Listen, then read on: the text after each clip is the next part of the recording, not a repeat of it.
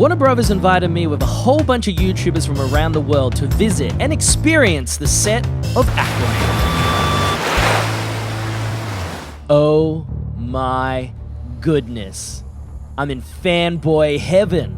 While on the set of AquaMan, we get to go to the props department and check out the weapons used in AquaMan, and Richard Mansfield educates me on what it takes to go from concept to screen. As you can see, we illustrate first. So we've concept illustrators work out a brief, and then we've got a bunch of options, and then we'll kind of choose that and work on that and hone that down, then we'll do a 3D model of it. So this piece here is a 3D prototype of one of the guns you see on the table. Yeah. So this one was a rejected design because it didn't really suit the way they wanted to hold it, because they're riding on they're riding on seahorses and different kind of aquatic creatures. So then we'd get that and we'd mold it, and this one happens to be in components, so we'd mold the components, and you know the lighting guys would have to build in their thing inside that, so we get passed around between departments. I'm not gonna lie, as soon as I walked into the props department, I saw this bad boy on the table. So I thought I'd ask Richard some more questions. I saw this bad boy on the table and he stood out. So Richard, can you explain to me where is this used in the movie and what characters we would find welding this? There's a realm within the film called the Zebellian realm. So there's a sort of tier of characters called the Zebellians. Zebellians, okay. And their leader is Dolph Lundgren, who you might remember from action films from the past. Oh yeah. I'm sure everybody knows who he is, yeah. This is kind of a hydropulse rifle. It shoots like water projectiles. And this is a prototype that we made, which was a sort of a reject. And then we've got a stunt version, which has kind of got, I guess, a semblance of what the lighting effect is inside. So this is used for stunts, it's soft.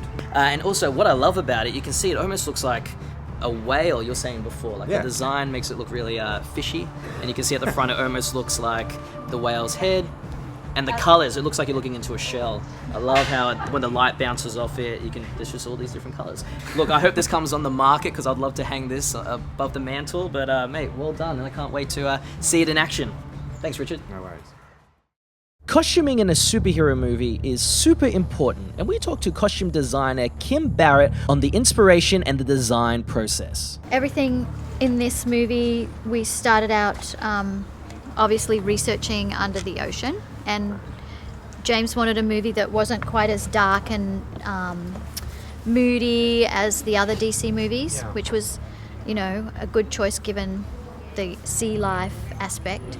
So we looked at a lot of colors and textures and shapes and kind of came up with the idea of a building block. I mean, this is our basic building block for almost every costume, is a hexagonal cell shape with these are mother of pearl tiles, but everything has a kind of an iridescence.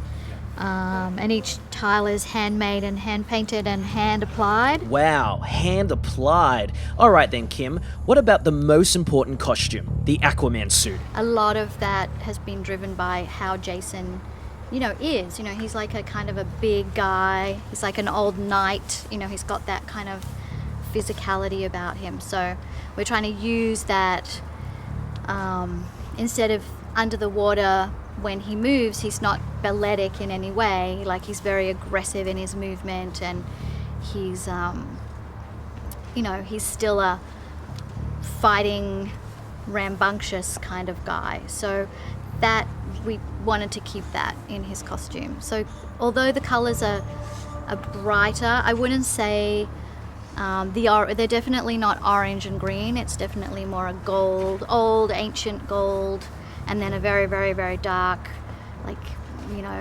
dark olive, blackish, brackish green. So we've tried to keep it in more masculine. Yeah, nice.